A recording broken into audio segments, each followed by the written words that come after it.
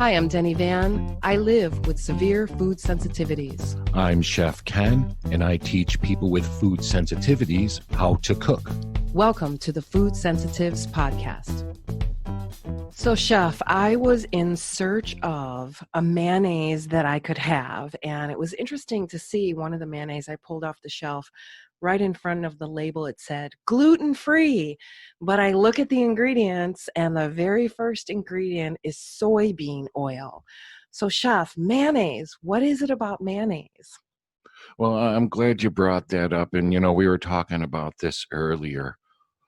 We like to have this be a fun, family-oriented program where we exchange ideas to have a better way of life and to eat healthy, right?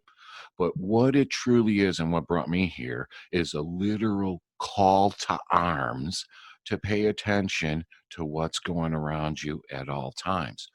Almost like you have to raise up your situational awareness to the mere fact of whatever you put in your mouth or on your body all the time. So, we've brought up um, mise en place, everything in its place.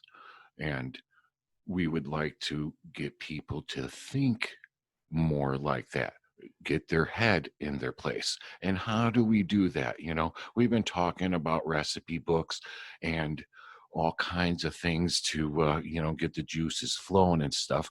But what I'd like to do is actually get down to the brass tacks. Let's talk about doing some research, all of us together, and educating ourselves on what is going on in the culinary food eating world around us, whatever you want to call it. So firstly, mise en place, everything in its place. So let's forget about the recipe book, which I love, which we'll talk about again in a minute. Let's go to the beginning of it all.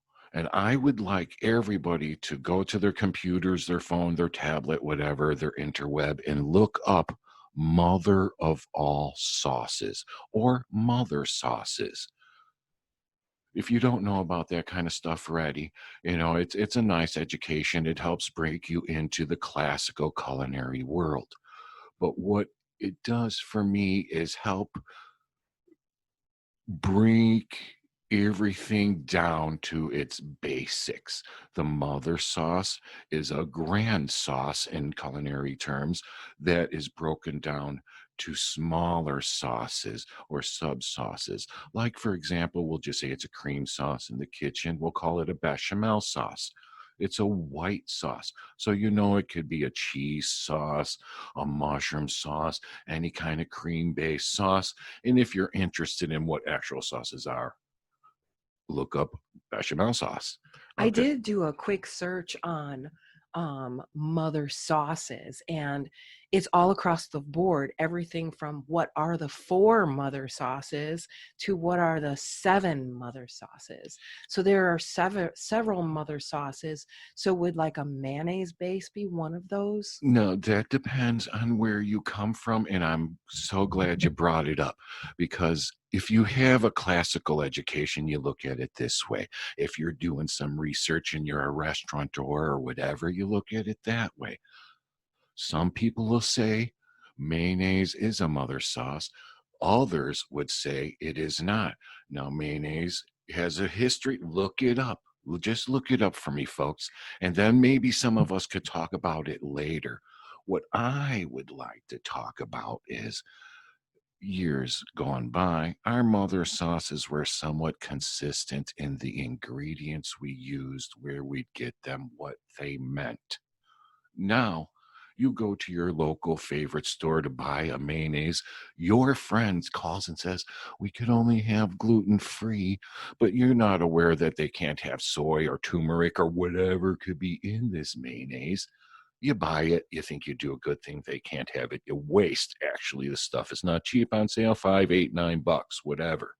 What I'm getting to is what we were talking about at the very beginning. It's a call to arms. Let's all open our eyes. Let's go to our favorite products See what the ingredients label says, and right there in the store on your tablet, phone, whatever, look them up and see what they mean and see what you're actually putting in your body. You got to understand that canola oil in our family is pretty reasonable. Mayonnaise you can make from all different kinds of oils, whatever, rocks your boat. But your store bought stuff most likely will use what is most available and what is cheapest. And you could rest assured one day you see something with an oil you can have like canola oil and you forget, you don't look, and all of a sudden you get soyed because they changed it.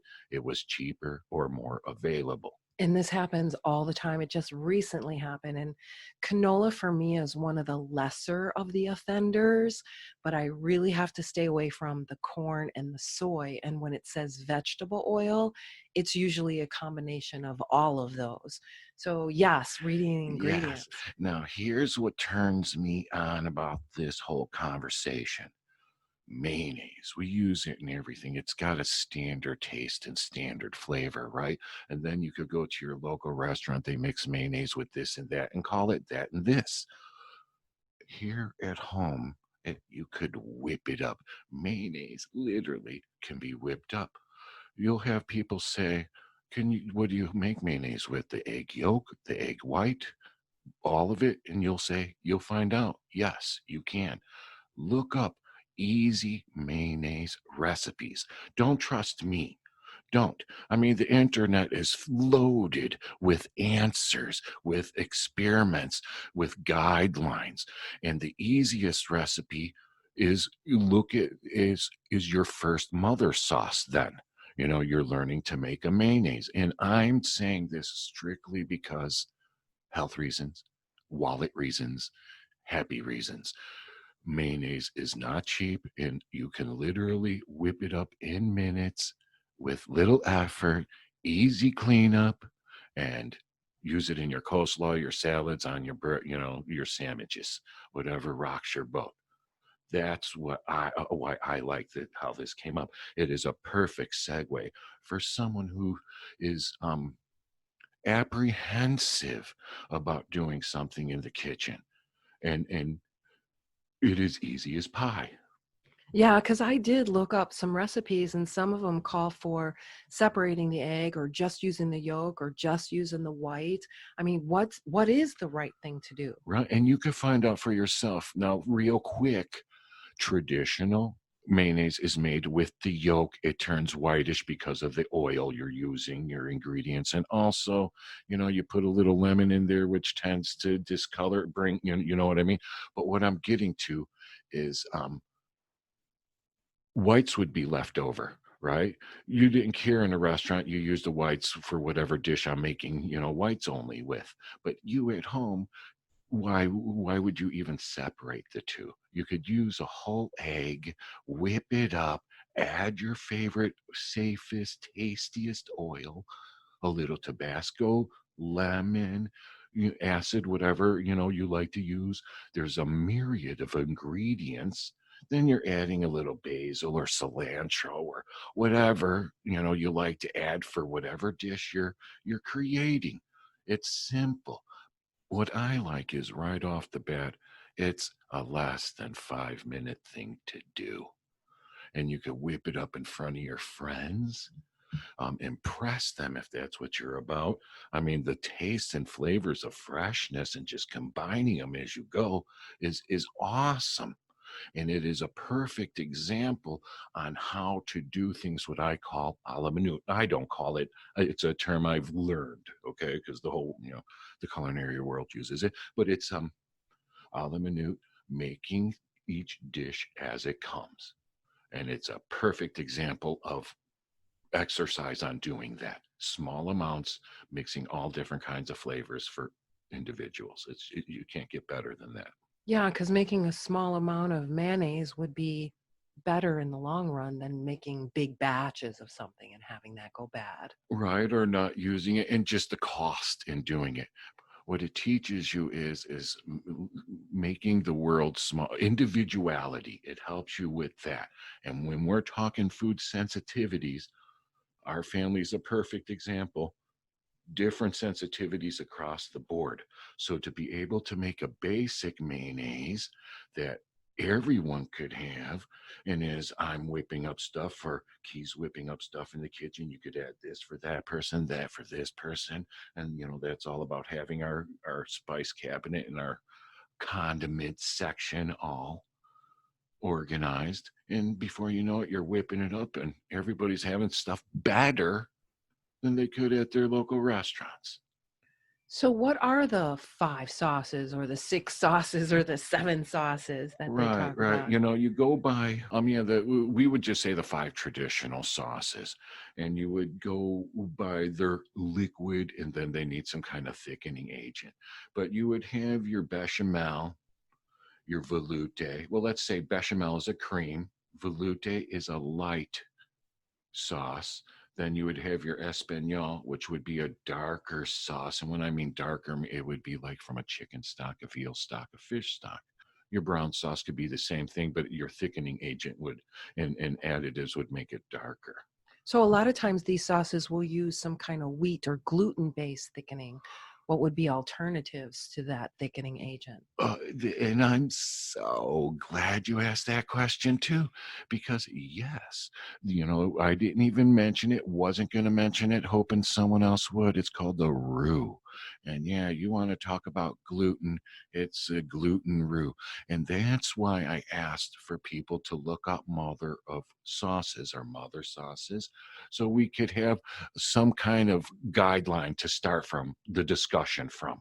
And then we could start creating alternatives to have a awesome bechamel sauce or a light velouté chicken sauce, herbed, for your dishes and stuff like that, or your tomato sauces, and then hollandaise, your egg-based sauces with clarified butter. And that's a whole other discussion when it comes to mayonnaise. But you brought up perfectly, the examples that I wanted to hit on. And the gluten part with the roux, especially in classical cuisine, it is a staple. So now we have to remove that, and you could do it by reduction and other ingredients and stuff. And let's talk about that as our friends talk about it, you know what I mean? But I like the whole thing because it brought us to the mayonnaise. And it seems to be a problem for a lot of people, and it's just like a gift for me as a chef because it's the easiest fix anyone could do in their kitchen. You could whip it up with ingredients that you have right now, and it'll be better than anything you can buy. Look up a recipe. I won't even give you one. I want you to tell me what you made. I'm going to make it.